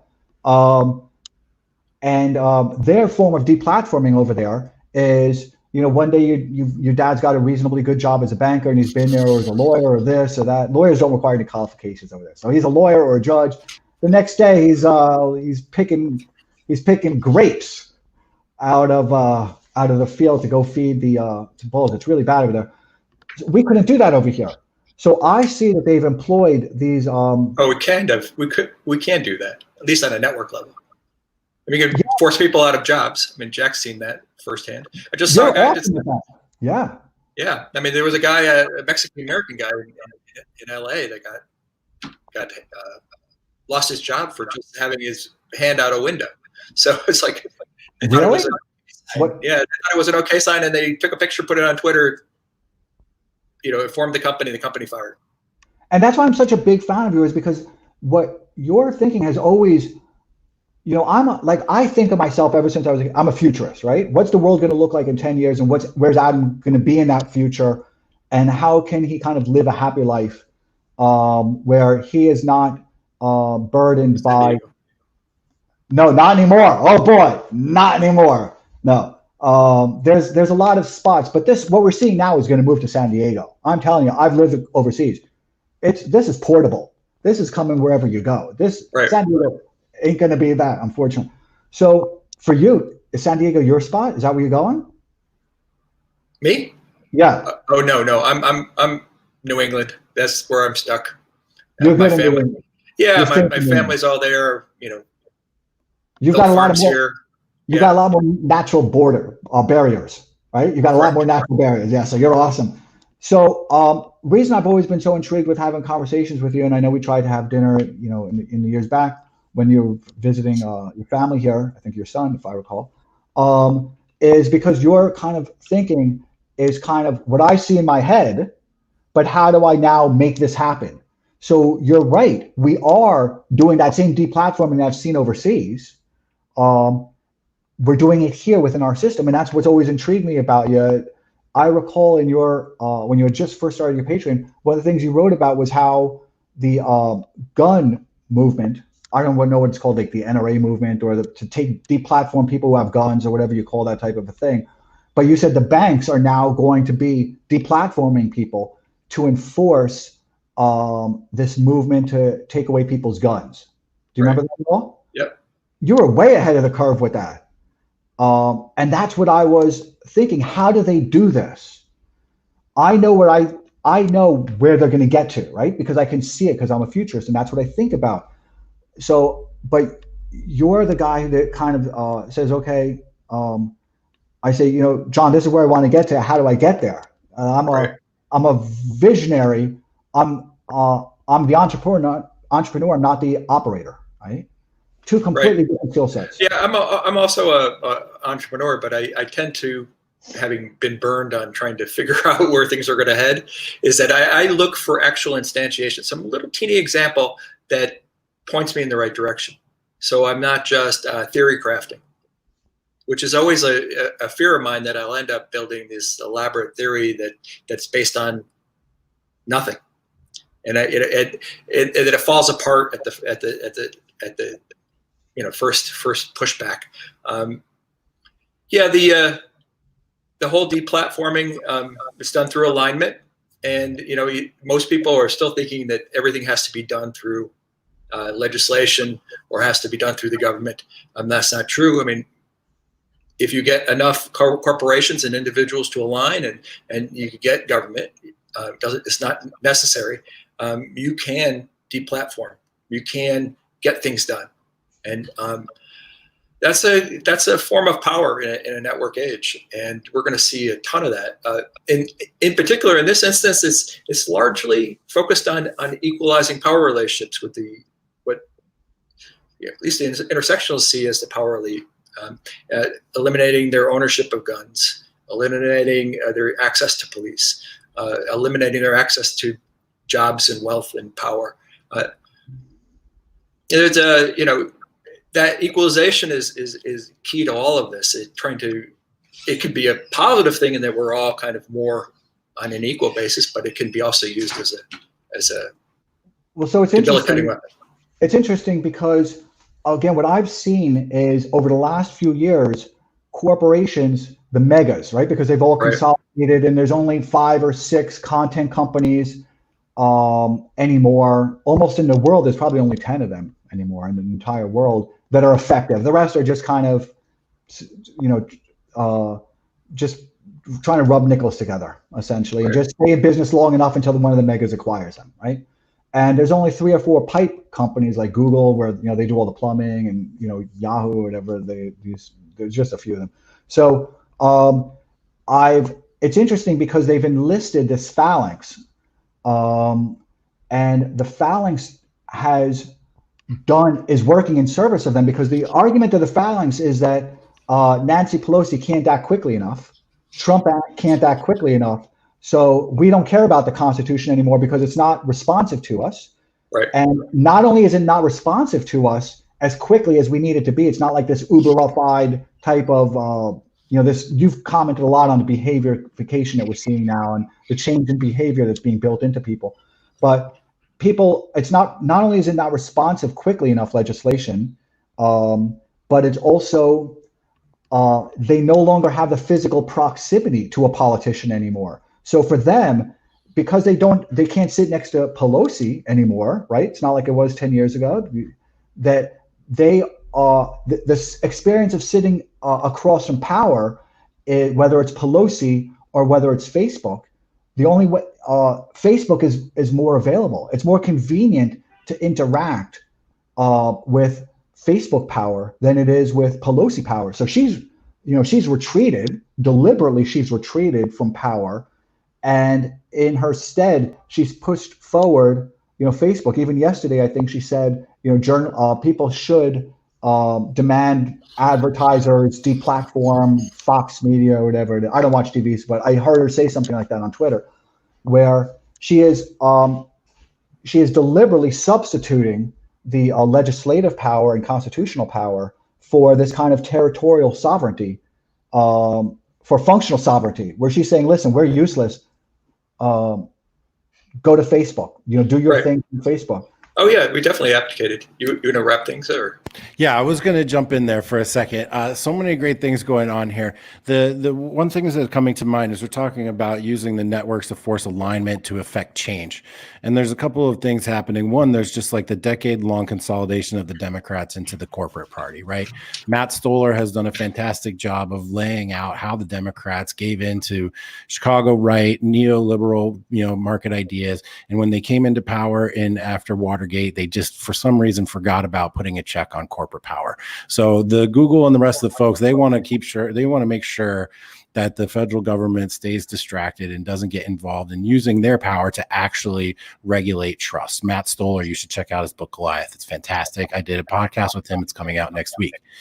Now, the other thing about alignment and affecting change, I think I heard you maybe say, Adam, that it's not happening quickly, but I'm thinking it happened lightning fast. So we had the riots and protests in the last couple of weeks. Already we have seen in Washington, D.C., a whole slew of police reform legislation passed through the D.C. City Council without any public review. We've had New York City Police Department disband their 600-member plainclothes division. And I imagine that this is playing out all over the country all at the same time. So really what's happened is that Black Lives Matter, the phalanx, as you want to call it, whatever, they have become a political party with force, with billions of dollars supporting them. They're the most popular institution in America, practically behind the U.S. military at this point. And they're making change and affecting change in a real way very quickly across the country and achieving the goals that they want to achieve. And to me, it's scary because they're not elected. They don't represent the views that I hold. They have a contrary view of justice. And there's all kinds of other elements there that's kind of terrifying. But we've seen, and John pointed this out years ago, is this alignment between the resistance and the corporations, and they are together. They are operating together. They have their own plausible promise. I'm not sure what it is, but they are working together and in concert, and you can see it happening. And it's not always necessarily for like the immediate bottom line for a company like Nike to go woke or whatever, but it is for sort of long-term consolidation and for long-term ability to keep the government at bay, which they have been very successful at doing so. Ask Matt Stoller, a Democrat, he'll tell you all about it. And then also now affecting change immediately in local jurisdictions, actual cops taken off the street, actual police policies changed, actual money being taken away from police departments. So that's what the corporations want. That's what they want, though. Right. I mean, they're all aligned in this regard. Yes. But so I never said that they weren't, that our political processes and corporate processes were not working harmoniously. Clearly they are. I mean, I just said that they've been able to use its phalanx to overwhelm. Back in China, it was called bombard the house, right? But during the social revolution, but they've used it to entrench deep political power, and then let that power retreat because they got sick of having to run for office anyway, and let all the corporate power run dominant.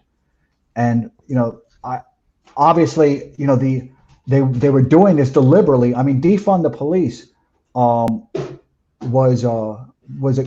to me, what it appears to is a corporate interest, because that money doesn't disappear; it's reallocated elsewhere. So whenever I hear that, I hear, well, where's that money going to go? And some small sliver of change will make its way into activist organizations and hopefully good of community evangelists and advocates. But you're talking about billions of dollars that's going to wind up someplace. And I'm much more interested, again, in where it goes. And it's going to go back to those same mega corporations. I mean, the interesting thing for me is that even just an example of this is that, they're creating all these GoFundMes to bail out people who are being arrested. And all they're doing is feeding the beast, right? It's like when Bernie Sanders said, I want to take away the system and it sucks. And they said, well, give me $200 million and I'm going to beat up the system really good by feeding it. He thought he was going to feed it to death. Is basically. Yeah, that's a feedback loop. I mean, there's synergy between corporations and the network movement. And it's not being unlike China, it's not being led by the government. It's not being dictated by the government. But this new system, network and corporate power combined, I think it's being led more on the network side, but the corporations are opportunistic and they're taking advantage of it because it allows them in many ways to operate unfettered as long as they censor, as long as they help the movement along, help the network grow and get powerful. My fear is that over the long term is that what we should be aiming for is a dialectic, a kind of a back and forth between a consensus idea that this is what we need to do together right now, and a dissent that can dismantle it when it shows weakness and when it has expired, which largely has been on the right, for the last 3-4 years. And what we're headed towards, and the stronger movement is that when a network gets locked down, when a network becomes consolidated and it becomes rigid, and that it doesn't allow the kind of free association, freedom of ideas, and we become rigid and non-productive, and things don't get started, things don't get done, and we die as a society. We die in terms of creating prosperity. We die in terms of producing progress and producing forward movement, because nothing outside of rigid kind of area of ideas is allowed. I mean, if you go outside of that, you stray, you're immediately shot down. You're at risk.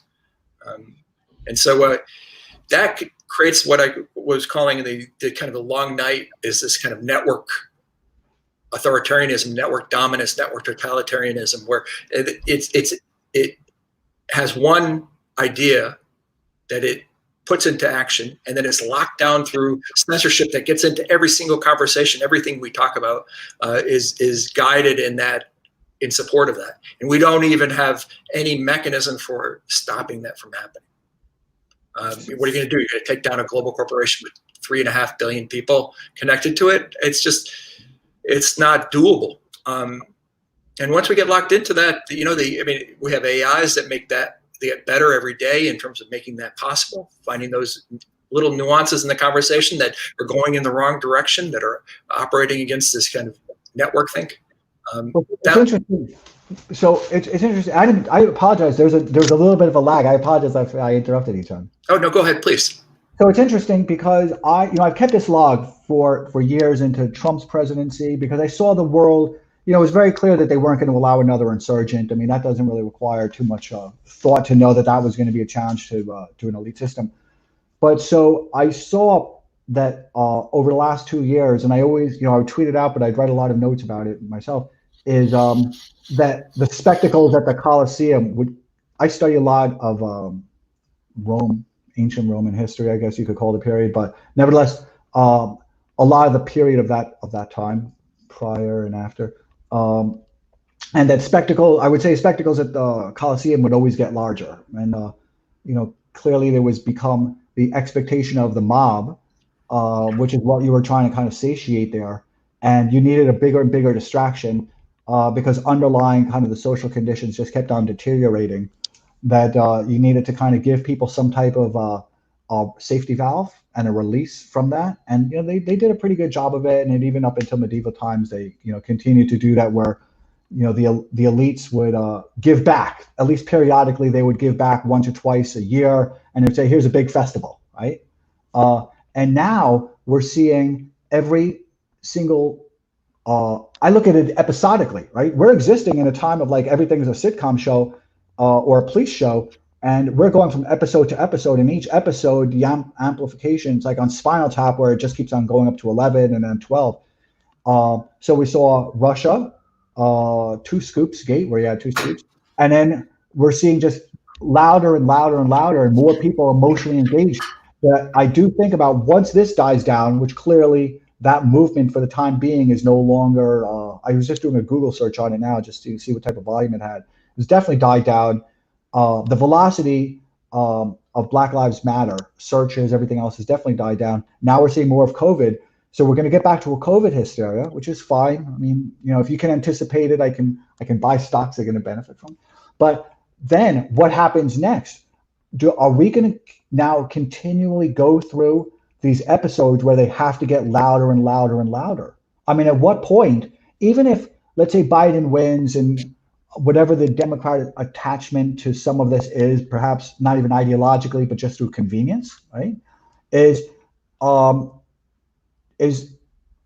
Can it be turned down? Or are we just now going to look through these endless, loops, whatever your language, your military language? Are we just going to see more and more episodes becoming more and more louder, and therefore agitating more and more? And then just kind of like, is the media just going to continue sending out these like beacons to agitate people more and more, to get them to go into the Coliseum and participate in the spectacle?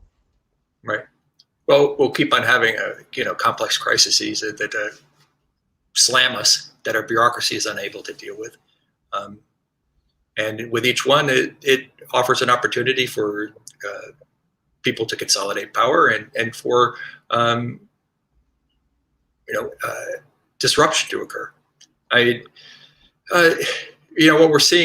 What we saw with the protests is more of a pattern lockdown. I mean, we're kind of post-ideological now, and there's not really an ideology driving it. It's more of a kind of a big pattern, like kind of the way QAnon works in a kind of smaller scale, but writ large, that lots of people contribute to and lots of people enforce, and that each of these events reinforces that pattern. It allows it to grow, it allows it to get more complex, gain more adherence, where people spend all their day just watching the news kind of go by them on Twitter and Facebook and other things, and they pick out the things that actually match that pattern, and they paste it and share it, and they go, okay, look at this, it's a new one. And they know the moment they see it, even the headline, exactly, it fits. And if you try to show them that the headline doesn't mean what they think it means, they are completely unable to change their mind on it, because it fits in the pattern. And changing that would have to would force them to kind of confront the pattern or disrupt the pattern. So is it going to get worse? Of course it's going to get worse. But our challenge is to figure out how to use this mechanism, this network decision-making system, kind of that's serving as a little bit of a replacement for nationalism as we go forward in terms of what it can do in terms of cohesion. I mean, within the consensus, it is pretty cohesive. How do we regularize it? How do we when we started big markets and financial markets, how did we turn them into something that was useful instead of disruptive and destabilizing? I mean, how do we turn bureaucracies into something that actually, do things that are beneficial? Is that something that you can actually do with an open source insurgency and these networks that coalesce? Even I'm going to use the word. Sorry, Adam. Even Black Lives Matter and Antifa, they come apart, they go together. They come apart, they go together. You're the expert. I don't see how. How they're instantiated. McLuhan would say, okay. Yeah. I mean, how we get out of this long term, at least McLuhan's framework, is that we turn our society into an artifact. I mean, a technological artifact, is that we use that to manage everything. And what we're really doing right now is really just fighting over how that artifact is built. And then it will be AIs, that would be social AIs, and they would actually end up running how we interact. So I've had some really interesting conversations with folks lately. I did an interview with Joe Norman yesterday, who's a complex scientist, specialist, PhD, written papers with Nassim Taleb, way ahead of the curve on COVID, and looks at all these issues.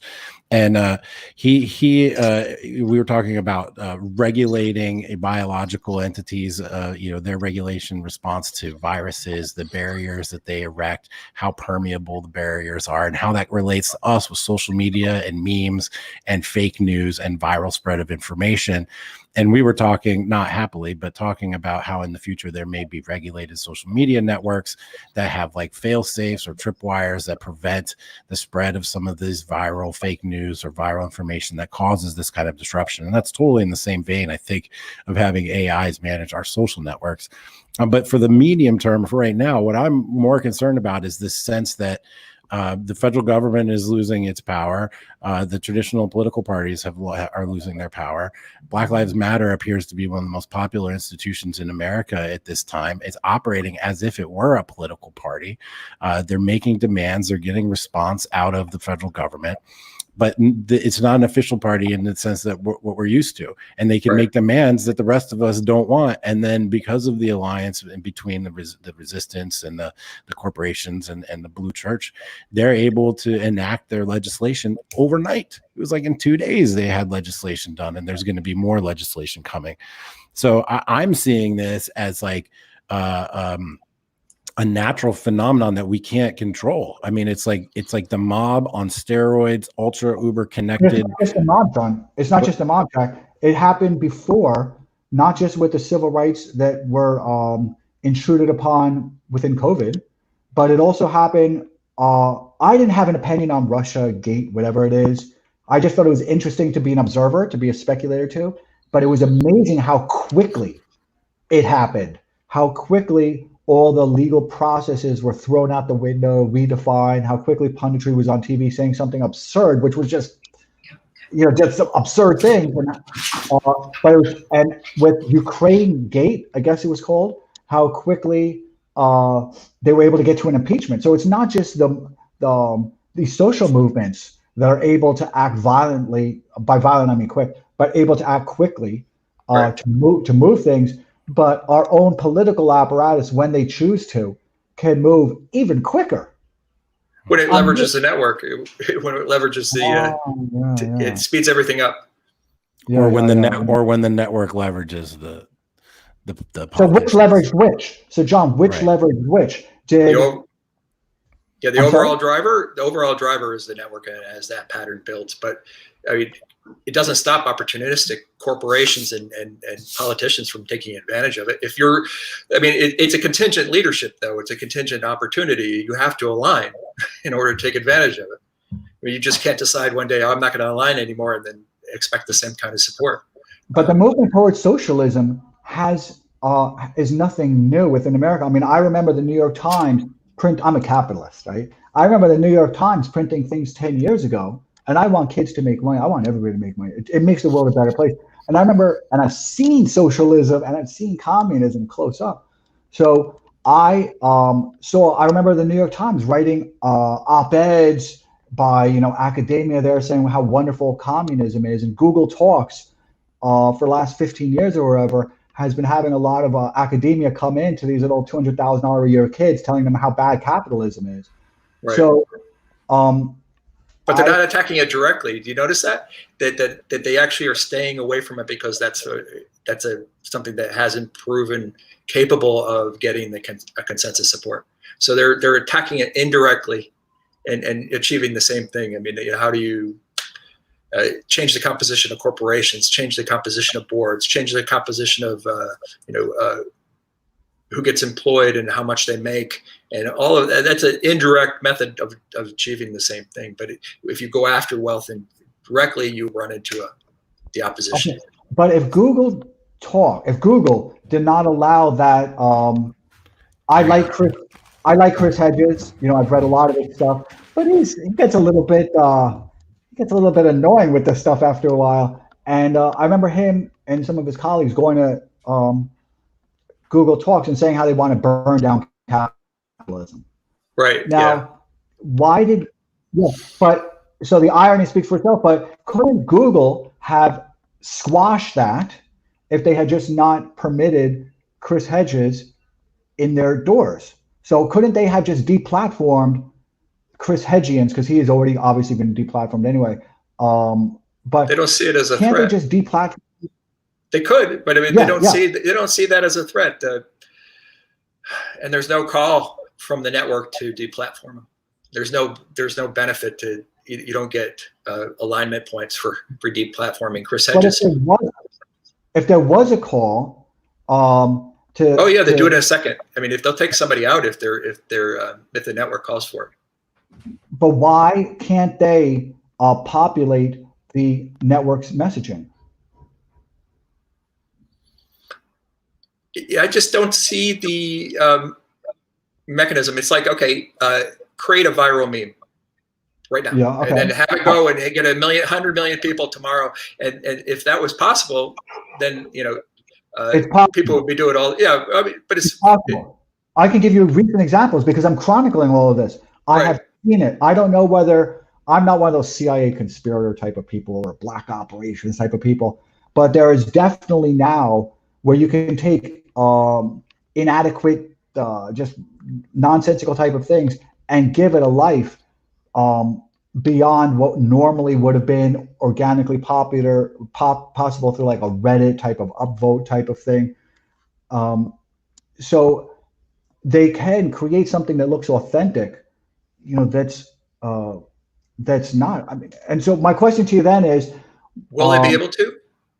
Yeah, 100%. Well, if they're in control of actually designing and implementing the artifact, if there is a social artifact, if there is a social AIs that could manipulate us on a global scale, then of course they're going to be in the driver's seat longer term. So let me give you an example. It's very interesting, right? This happened recently.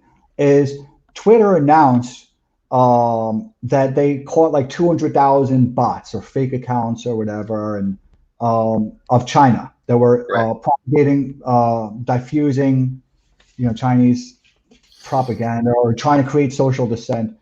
And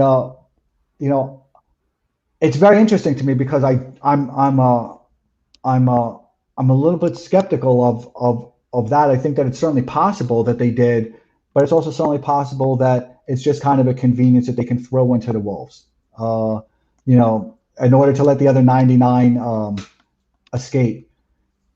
Because the ones, social, when you see an account on Twitter, right, the first thing you might look at is how old is that account? It's like a vintage, right? Right.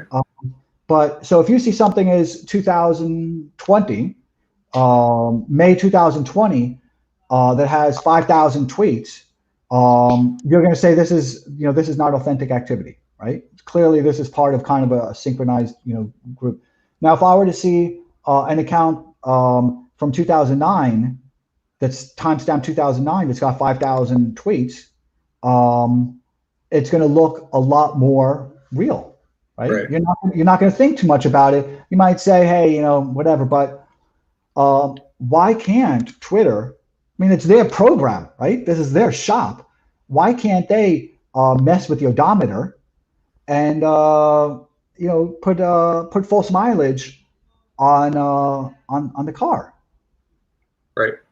No, most definitely, they could do all of that.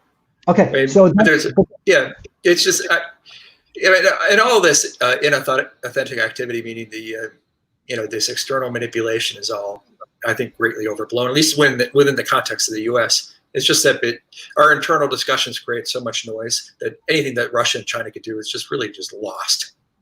I mean, they could spend 100 times what they're spending now, and it would still not make a dent, because we are so freaking noisy and we're so good at it. The quality of this of the stuff that's coming at us, I mean, in terms of trying to manipulate each other, is intensely good in many instances. What would happen if Twitter just stopped that? If Twitter just closed that valve? So, for example, I'm just going to give you an example. Let's just say the current social movement is Black Lives Matter, okay? And what were to happen if that were just closed? If Twitter had just closed off, and Facebook and all the other 4 social, 10 media companies had just decided to close that valve. All right. Adam, they're closing valves all the time, just not the ones I want them to. They're closing valves all the time. They close a valve on me. It's in the terms of service right now that they can elect to show your tweets to people. There are people disconnected from following me and Scott Adams and everybody all the time. There's third-party apps, we think, actually, that you authorize that people are infiltrating to disconnect you and your network. I mean, it happens to me. I have good friends that there's no way they unfollowed me, but they were forcibly unfollowed. So Twitter is fiddling with all the tubes and all the valves and everything, just not in the direction that I may want it to go. Yeah, and if they started to try to go after groups that are affiliated with the Consensus Network, is that they'll get internal dissent. I mean, the employees will explode, because, I mean, one thing about these networks is that they can infiltrate bureaucracies, corporate bureaucracies and government bureaucracies, and then go down in the layers. They have people who are, it's not so much even an ideological kind of infiltration. It's just, I am aligned with this network, and when I see damage to it occurring inside my organization, I will raise the flag, and then I'll gather the network support to try to attack the people who are trying to implement it. It's tough. It's not a gotcha. But can't Twitter, and I'm asking, I mean, I don't know the answer to this, so it's just, can't Twitter just fire those employees? I mean, they just continue going clicks deeper? They don't want to. For example, when you're hiring an employee, right, in a regular corporation, you're asking them to do a lot of different personality tests and to do personality profiles so they can be better managed, and you can kind of observe what type of character and kind of the best tools to help manage that person given that type of personality they have. They can also hire, that's kind of an indicator, or kind of a leading type of indicator. They can also hire according to kind of their willingness to not participate in these type of social causes. Adam, they're deliberately screening for people who will participate in these social causes. No, I understand. Yeah. What I'm asking, John, is if they want to shut it off. If Twitter wanted to shut off the valve, if close off the valve to, let's say, for example, Black Lives Matter, could they? I mean, I think it's part of the corporate culture. If my aunt were a man, she'd be an uncle. It's like, I don't understand this question. They don't. They're aligned with the resistance. They screen their employees. They train them to think this way. They incorporate it into the algorithm. It's part of their friggin' mission. They've been taken over. I mean, Twitter has to do what's in its own. I understand. Okay. I mean, that's, I hate to say self-evident, but we've all on Twitter. We all know what's going on within Twitter. They have to see. I don't think about it as left wing. I think about it as they're doing whatever is best for their own financial interest. They've got fiduciary obligations to improve shareholder returns. Right. Left and right doesn't matter. It's that old dichotomy is not really true anymore. It's this pattern that we're dealing with. Yeah, Adam, I want to ask you a question. Do you really believe, sincerely, that the 100% of the motivation of corporation board management and staff is to maximize shareholder value? But when I don't know how to answer that in the way that you framed it, because I'm not exactly sure what I'm agreeing to. But yeah, I do think that fiduciary obligations of a company come first. They've got to do within their own best shareholder return interest. Yeah. Yeah. Definitely. If that were only whose phone, if that were only the case, I don't think that is necessarily the case anymore. I think there's been a misalignment. In some ways, I wish that they would just exclusively focus on the bottom line. That would drive a lot of different decision making. I believe there's no one. I mean, look, they just took off the Federalist and Zero Hedge off of Google advertisements, which is actually money straight out of their pocket, because they've just had a different ideology. Now, maybe there's an analysis to be made there that they would lose other advertisers, and net it was best for them, but I don't think that that's the case. So I think, Adam, from your perspective as a Wall Street guy, as an investor, someone who depends on boards to be focused on shareholders and on profits, you need that to be true so that your worldview works. But I don't think it's true anymore. But let's look how it jives with John, okay? Because what John's articulated is kind of this network and kind of how it immerses with itself within a system and how it infiltrates within a system, and how it's very disparate at the same time, right? But so that same network also attacks the board of directors and the largest institutional shareholders of Twitter, right? They're not only going after Federalists. I mean, Federalists, I like Federalists. I even said something about it yesterday. It's obviously wrong, but it's a very small operation. Now, but if I'm that network and I want to inflict damage and impose real authority, I'm going to go after the largest institutional shareholders of Twitter, and I'm going to say, unless you do this, I'm going to do this, and I'm going to go after. What are you going to do to the Saudis? Saudis on Twitter, don't they? Well, let's just keep it high level. Okay. Well, I understand that, but I mean, some of those major shareholders are also aligned with the resistance, and they also have their own motivations. I wish there was such a clearly set of incentives and alignments that we could apply logic and necessarily to this circumstance, but I don't see it. And maybe that's just me. I'm not working on Wall Street, and I'm not a network specialist, so it just strikes me as not necessarily the right frame of reference to try to understand what's happening. Perhaps, but again, if we're only looking at a few different corporations, and we're taking a look at a GDP of a couple $1 trillion that can kind of allocate that money any way they want, whether they want to subsidize broadcast of CNN in hotels or in airports, despite nobody really wants to see. Who the heck wants to see CNN in an airport? I want to see some Tom Cruise movie or something. Show me yeah, exactly. I don't want to see come on.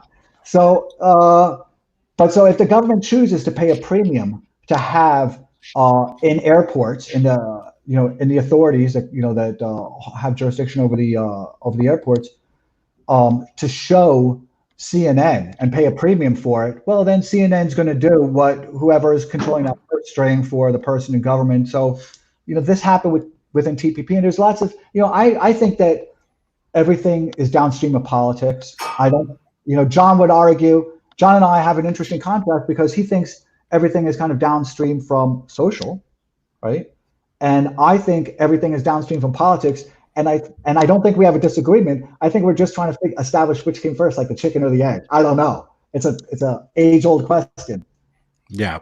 We're approaching 2 hours here. This is usually the time where I like to wrap things up.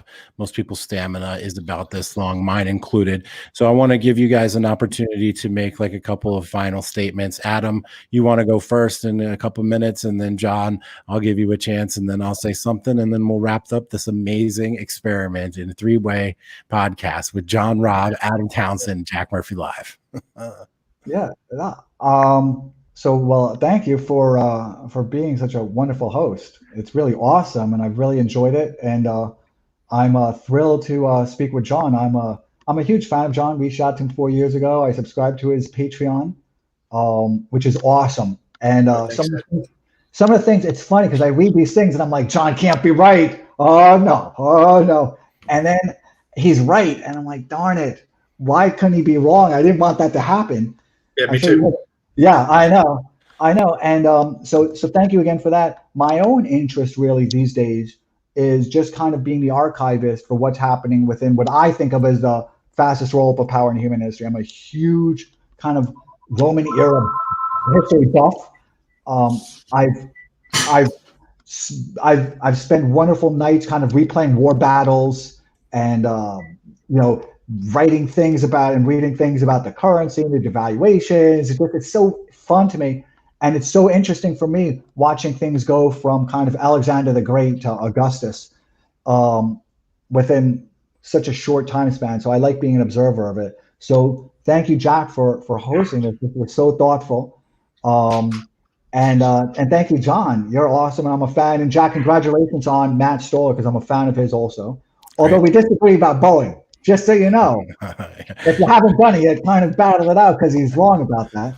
But All right. Thank you both so much. John? Well, thank you, Jack, for hosting. Thank you, Adam, for suggesting this and getting this all put together.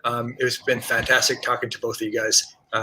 Wow, it's really cool to be able to dive into topics like this and not get run into a stone wall. Usually, you run into somebody's like, "Oh, it can't exist," or "This can't happen," or "This is impossible," and it's usually they just have a cognitive filter to prevent them from seeing it. We're all immersed in this. We're all super savvy in terms of knowing what's going on and seeing where it's going. And to be able to do that for 2 hours is a real pleasure. And thank you so much, guys. It's been my pleasure. Thank you very much. What I do appreciate is we all have our own perspectives and backgrounds and even hopes and dreams. But the thing that brings us together is pursuit of truth and pursuit of trying to figure out just what's going on and how to figure out what's going to happen next, irrespective of right, wrong, or otherwise. So thank you guys very much for that. I really appreciate it.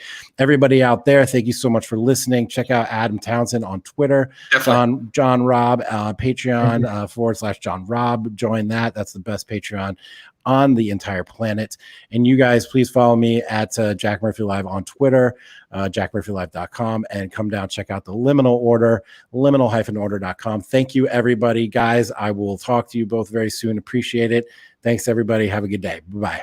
Thanks. Thanks a lot. Bye, guys. Cool. Bye. Thank you, Jack. Bye-bye. Thanks.